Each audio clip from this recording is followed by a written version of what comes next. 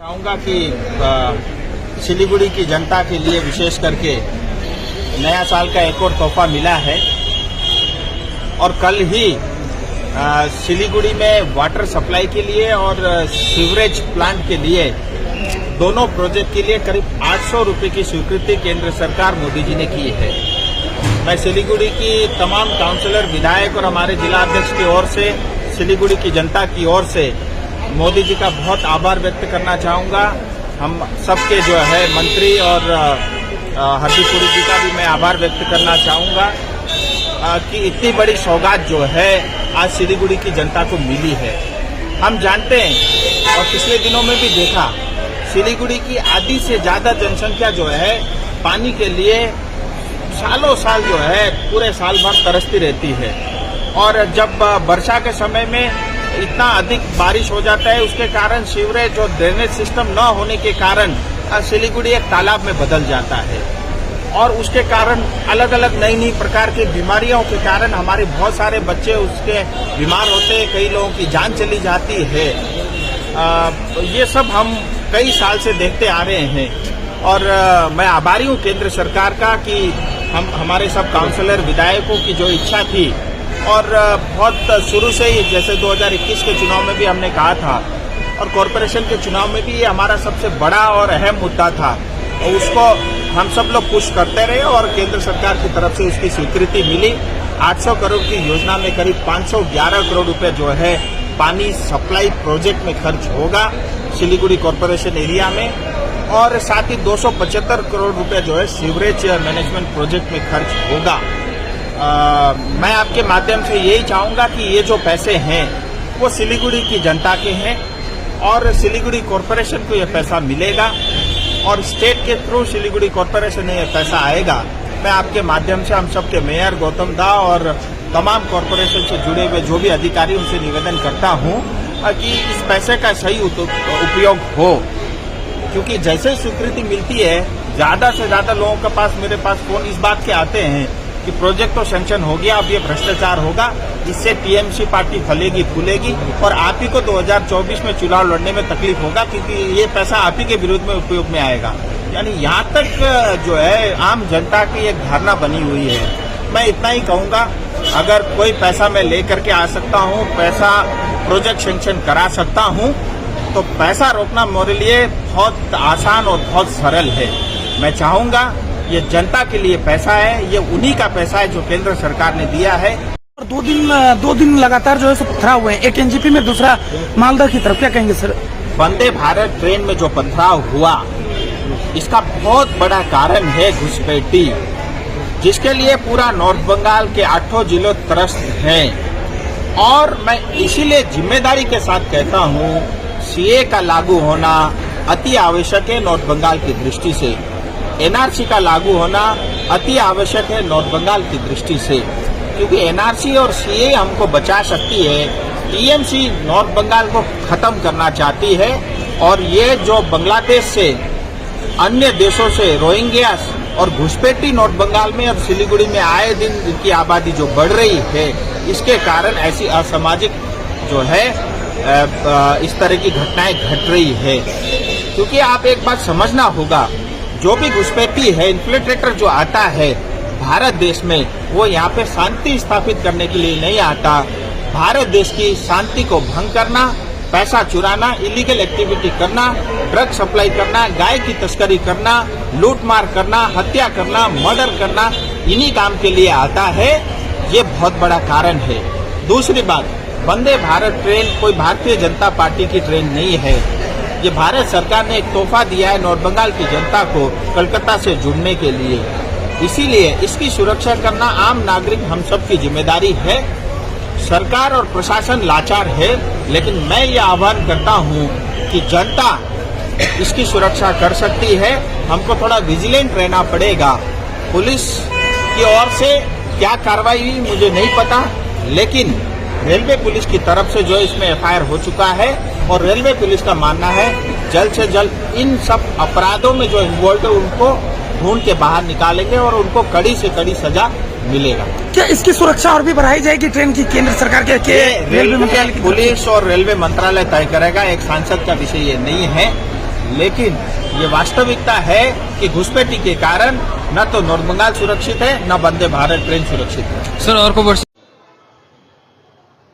एक बार फिर मैं ये कहना चाहूंगा कि सिलीगुड़ी की जनता के लिए विशेष करके नया साल का एक और तोहफा मिला है और कल ही सिलीगुड़ी में वाटर सप्लाई के लिए और सीवरेज प्लांट के लिए दोनों प्रोजेक्ट के लिए करीब 800 रुपए की स्वीकृति केंद्र सरकार मोदी जी ने की है। मैं सिलीगुड़ी की तमाम काउंसलर, विधायक और हमारे जिला अध्यक्ष की ओर से, सिलीगुड़ी की जनता की ओर से मोदी जी का बहुत आभार व्यक्त करना चाहूँगा। हम सबके जो है मंत्री और हरदीप पुरी जी का भी मैं आभार व्यक्त करना चाहूँगा कि इतनी बड़ी सौगात जो है आज सिलीगुड़ी की जनता को मिली है। हम जानते हैं और पिछले दिनों में भी देखा, सिलीगुड़ी की आधी से ज़्यादा जनसंख्या जो है पानी के लिए सालों साल जो है पूरे साल भर तरसती रहती है और जब वर्षा के समय में इतना अधिक बारिश हो जाता है उसके कारण सीवरेज और ड्रेनेज सिस्टम न होने के कारण सिलीगुड़ी एक तालाब में बदल जाता है और उसके कारण अलग अलग नई नई प्रकार की बीमारियों के कारण हमारे बहुत सारे बच्चे उसके बीमार होते हैं, कई लोगों की जान चली जाती है। ये सब हम कई साल से देखते आ रहे हैं और मैं आभारी हूँ केंद्र सरकार का कि हमारे सब काउंसलर, विधायकों की जो इच्छा थी और बहुत शुरू से ही, जैसे 2021 के चुनाव में भी हमने कहा था और कॉरपोरेशन के चुनाव में भी ये हमारा सबसे बड़ा और अहम मुद्दा था और उसको हम सब लोग पुश करते रहे और केंद्र सरकार की तरफ से उसकी स्वीकृति मिली। 800 करोड़ की योजना में करीब 511 करोड़ रुपए जो है पानी सप्लाई प्रोजेक्ट में खर्च होगा सिलीगुड़ी कॉरपोरेशन एरिया में और साथ ही 275 करोड़ रुपए जो है सीवरेज मैनेजमेंट प्रोजेक्ट में खर्च होगा। मैं आपके माध्यम से यही चाहूँगा कि ये जो पैसे हैं वो सिलीगुड़ी की जनता के हैं और सिलीगुड़ी कॉरपोरेशन को ये पैसा मिलेगा और स्टेट के थ्रू सिलीगुड़ी कॉरपोरेशन में पैसा आएगा। मैं आपके माध्यम से हम सबके मेयर गौतम दा और तमाम कॉरपोरेशन से जुड़े हुए जो भी अधिकारी उनसे निवेदन करता हूं कि इस पैसे का सही उपयोग हो, क्योंकि जैसे ही स्वीकृति मिलती है ज़्यादा से ज़्यादा लोगों के पास, मेरे पास फ़ोन इस बात के आते हैं कि प्रोजेक्ट तो सैंक्शन हो गया, अब ये भ्रष्टाचार होगा, इससे टीएमसी पार्टी फलेगी फूलेगी और आप ही को 2024 में चुनाव लड़ने में तकलीफ होगा क्योंकि ये पैसा आप ही के विरुद्ध में उपयोग में आएगा। यानी यहाँ तक जो है आम जनता की एक धारणा बनी हुई है। मैं इतना ही कहूँगा, अगर कोई पैसा मैं लेकर के आ सकता हूँ, पैसा प्रोजेक्ट सैंक्शन करा सकता हूँ, तो पैसा रोकना मेरे लिए बहुत आसान और बहुत सरल है। मैं चाहूँगा ये जनता के लिए पैसा है, ये उन्हीं का पैसा है जो केंद्र सरकार ने दिया है, इसका सही उपयोग होना चाहिए। जो जैसा भ्रष्टाचार अब तक हुआ है इसमें ना हो, मैं स्वयं इसकी मॉनिटरिंग करूंगा। अगर कोई इंजीनियर या कोई भी अधिकारी ये सोचता है कि भ्रष्टाचार करके बच जाएगा, अब वो दिन बहुत पुराने हो गए। किसी तरह का भ्रष्टाचार जो है हम स्वीकार नहीं करेंगे।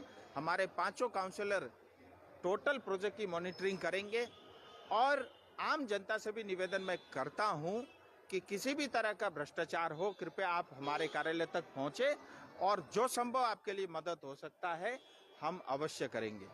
वंदे भारत ट्रेन शुरू हुआ था, उस पर दो दिन लगातार जो है पथराव हुआ, एक एनजीपी में दूसरा मालदा की तरफ, क्या कहेंगे सर? वंदे भारत ट्रेन में जो पथराव हुआ इसका बहुत बड़ा कारण है घुसपैठी, जिसके लिए पूरा नॉर्थ बंगाल के 8 जिलों त्रस्त हैं और मैं इसीलिए जिम्मेदारी के साथ कहता हूं, सीए का लागू होना अति आवश्यक है नॉर्थ बंगाल की दृष्टि से। एनआरसी का लागू होना अति आवश्यक है नॉर्थ बंगाल की दृष्टि से, क्योंकि एनआरसी और सीए हमको बचा सकती है। टीएमसी नॉर्थ बंगाल को खत्म करना चाहती है और ये जो बांग्लादेश से, अन्य देशों से रोहिंग्यास और घुसपैठी नॉर्थ बंगाल में और सिलीगुड़ी में आए दिन इनकी आबादी जो बढ़ रही है, इसके कारण ऐसी असामाजिक जो है इस तरह की घटनाएं घट रही है। क्योंकि आप एक बात समझना होगा, जो भी घुसपैठी है, इन्फिल्ट्रेटर जो आता है भारत देश में, वो यहाँ पे शांति स्थापित करने के लिए नहीं आता। भारत देश की शांति को भंग करना, पैसा चुराना, इलीगल एक्टिविटी करना, ड्रग सप्लाई करना, गाय की तस्करी करना, लूटमार करना, हत्या करना, मर्डर करना, इन्हीं काम के लिए आता है। ये बहुत बड़ा कारण है। दूसरी बात, वंदे भारत ट्रेन कोई भारतीय जनता पार्टी की ट्रेन नहीं है। ये भारत सरकार ने एक तोहफा दिया है नॉर्थ बंगाल की जनता को कलकत्ता से जुड़ने के लिए। इसीलिए इसकी सुरक्षा करना आम नागरिक हम सब की जिम्मेदारी है। सरकार और प्रशासन लाचार है, लेकिन मैं ये आह्वान करता हूँ कि जनता इसकी सुरक्षा कर सकती है। हमको थोड़ा विजिलेंट रहना पड़ेगा। पुलिस की ओर से क्या कार्रवाई हुई मुझे नहीं पता, लेकिन रेलवे पुलिस की तरफ से जो इसमें एफआईआर हो चुका है और रेलवे पुलिस का मानना है जल्द से जल्द इन सब अपराधों में जो इन्वॉल्व है उनको ढूंढ के बाहर निकालेंगे और उनको कड़ी से कड़ी सजा मिलेगा। क्या इसकी सुरक्षा और भी बढ़ाई जाएगी? ये रेलवे पुलिस और रेलवे मंत्रालय तय करेगा, एक सांसद का विषय ये नहीं है। लेकिन ये वास्तविकता है कि घुसपैठी के कारण न तो नॉर्थ बंगाल सुरक्षित है, न वंदे भारत ट्रेन सुरक्षित है। कहाँ टाइम चाहिए?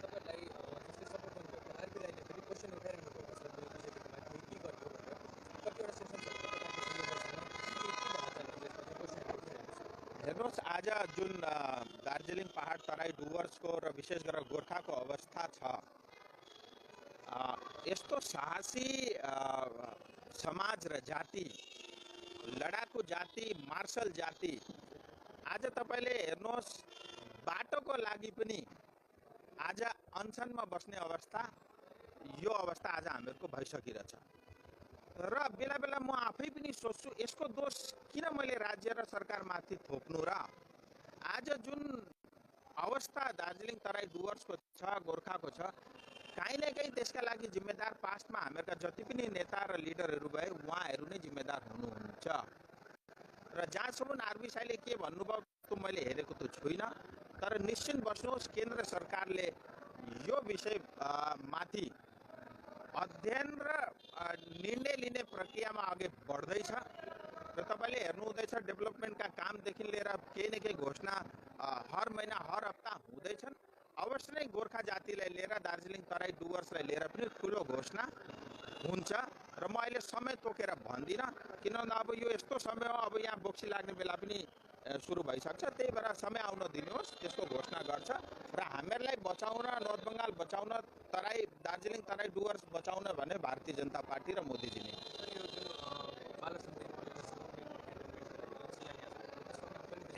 हेर्नुहोस्, त्यसको एग्रिमेन्ट भइसक्यो कन्ट्र्याक्टरसँग र त्यसको ब्याङ्क ग्यारेन्टी पनि कन्ट्र्याक्टरले एनएचएआईलाई दिइसक्यो र चाँडै नै अब त्यसको होपफुली जनवरी एन्डमै त्यो बाटोको काम सुरु भइसक्छ।